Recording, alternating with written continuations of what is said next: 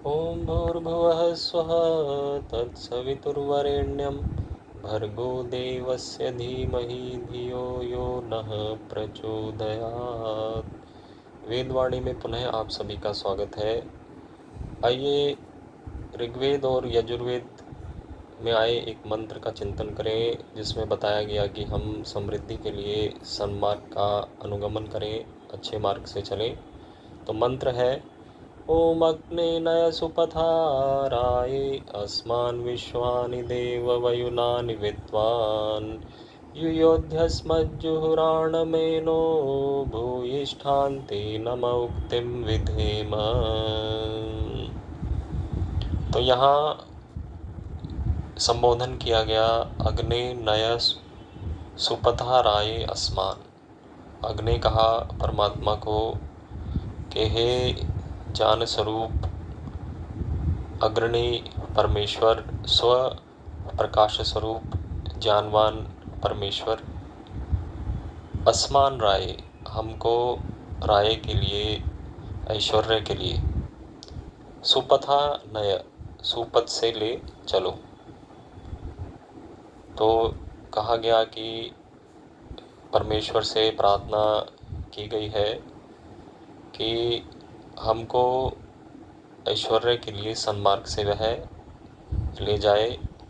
इसका अर्थ है कि हमें स्वयं भी पुरुषार्थ करना चाहिए कि हम सन्मार्ग के पथ पर ही चलें, जो कि अच्छा मार्ग है, जो कि धर्मयुक्त मार्ग है, सत्य का मार्ग है, जो कि आप्त लोगों का मार्ग है, जिससे पहले ऋषि मुनि भी गए हुए हैं, विद्वान भी गए हुए हैं, जिन्होंने ईश्वर को प्राप्त किया है, ज्ञान को प्राप्त किया है। तो प्रत्येक मनुष्य के सामने दो पथ आते हैं, एक आता है सन्मार्ग का, एक आता है कुमार्ग का। तो वहाँ उसको निर्णय करना बड़ा ही कठिन होता है, क्योंकि देखा गया है कि जो कुमार्ग होता है उससे शीघ्र ही धन की प्राप्ति होती है, जैसे कहीं चोरी कर लो, डाका डाल लो, और यह शीघ्र भी मिलती है ऐसी संपत्ति, धन और ऐश्वर्य जो है, जो कि पाप से कमाया गया है, अधर्म से कमाया गया है। लेकिन जो ऐसा धन होता है वह अधिक देर टिकता नहीं है। कहा गया कि जो किया हुआ अधर्म है वह कर्ता के मूल को ही काट देता है, अर्थात उससे आगे हमारी हानि होती है, हमें सुख नहीं मिलता है, परंतु दुख की प्राप्ति होती है। तो श्रेष्ठ यही है कि हम अच्छे मार्ग से चलें, आप्त लोगों के मार्ग से चलें, कि जिससे हमें सुख की प्राप्ति हो। तो हम ऐश्वर्य के लिए पुरुषार्थ करें। तो वेदों में पुरुषार्थ करने के लिए कहा गया कुर्वन्नेवेह कर्माणि जिजीविषेत् शतं समा, कि कर्म करते हुए हम 100 वर्ष तक जीने की इच्छा करें, और इसके अतिरिक्त कोई मार्ग नहीं है मुक्ति के लिए। तो कर्म के बंधन से मुक्त होना है तो हम श्रेष्ठ कर्म करें, और श्रेष्ठ कर्मों वाले सन्मार्ग से हम आगे बढ़ें। तो फिर आगे आया विश्वानि देव वयुनानि विद्वान। तो यहाँ ईश्वर का एक और नाम आया, पहले अग्नि आया था, ज्ञानवान परमात्मा, यहाँ आया देव। तो देव किसे कहते हैं? देने वाले को। तो ईश्वर क्या है? सुखों का दाता है, आनंद का देने वाला है। यह सारी सृष्टि उसने हमारे सुख के लिए बनाई है, और नाना प्रकार के इसमें ऐश्वर्य भरे हुए हैं। सूर्य चंद्रमा आदि को भी उसने निर्माण किया है, पृथ्वी को भी उसी ने ही निर्माण किया है। सृष्टि का बनाने वाला सृष्टिकर्ता परमात्मा है, ऐसा वेदों में कहा गया है। तो वह देव है। इसके अतिरिक्त देव का एक और अर्थ है दिव्य गुण कर्म स्वभाव रूप परमात्मा। ईश्वर दिव्य गुणों की खान है, वह सर्वश्रेष्ठ है, और उसमें अनेक न्याय, दया, परोपकार इत्यादि गुण भरे हुए हैं। इसके अतिरिक्त वह सर्वव्यापक है, सर्वज्ञ है। तो यह, और उसका कर्म क्या है? सृष्टि की रचना करना और सृष्टि का पालन करना और संहार करना। तो पालन कैसे करता है? वह जीवों को कर्मानुसार फल की प्राप्ति कराता है। तो वह जो दिव्य गुण कर्म स्वभाव परमात्मा है, उसके बारे में कहा गया कि विश्वानि वयुनानि विद्वान, कि हे ईश्वर, आप विश्व वयुन अर्थात संपूर्ण कर्म और प्रज्ञानों को विद्वान अर्थात जानते हैं। तो ईश्वर से कुछ छुपा हुआ नहीं है, वह मनुष्य के किए हुए सब कर्मों को जानता है, क्योंकि वह सर्वव्यापक है, सर्वत्र बैठा हुआ है और उसको हमारे विचारों का भी पता है, हमारी मानसिक भावनाएं क्या हैं। तो उसी के अनुसार वह हमें फल भी देता है, जैसे भी हमारे विचार और कर्म है। इसके अतिरिक्त ईश्वर सर्वज्ञ है, उसमें सारे ज्ञान है, वेद रूपी ज्ञान भी ईश्वर ने ही हमें दिया है। तो कहा गया योग दर्शन के एक सूत्र में कि वह निरतिशय सर्वज्ञता का बीज है, कि यह जो ज्ञान भी हमारे यहाँ चल रहा है, जो कि ऋषि मुनियों से प्राप्त है, यह भी ईश्वर ने ही दिया है, क्योंकि वह बीज है ज्ञान का। तो वेद के मूल ज्ञान को लेके फिर ऋषि मुनियों ने उस पर अनुसंधान करके अपना चिंतन मनन ही प्रकट किया है, लेकिन मूल सारा ज्ञान तो ईश्वर का ही है, वह ही इसको देने वाला है। तो ईश्वर सब कुछ जानता है, वह विद्वान है। तो आगे कहा कि युयोध्यस मद जुहुराणम एनो।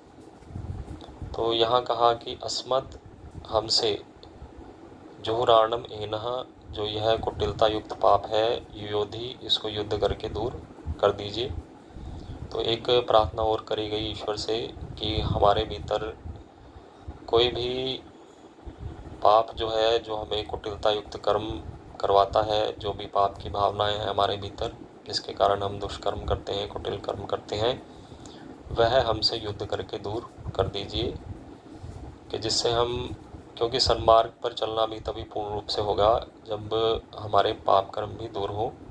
यदि पाप कर्म भी करते रहे और शुभ कर्म भी, तो ये इससे पूर्ण रूप से हम सुपथ पर बढ़े नहीं हैं। तो सुपथ पर पूर्ण रूप से बढ़ना है तो हमें फिर यह इस कुटिलता युक्त पाप को त्यागना होगा।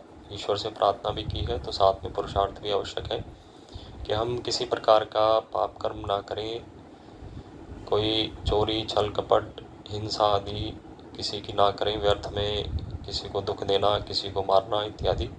तो यह सारे ही पाप कर्म है, झूठ बोलना है, चोरी है, अत्याचार करना है। तो इनसे हम दूर रहें, पुरुषार्थ करें और पुरुषार्थ से धन और संपत्ति को कमाएं।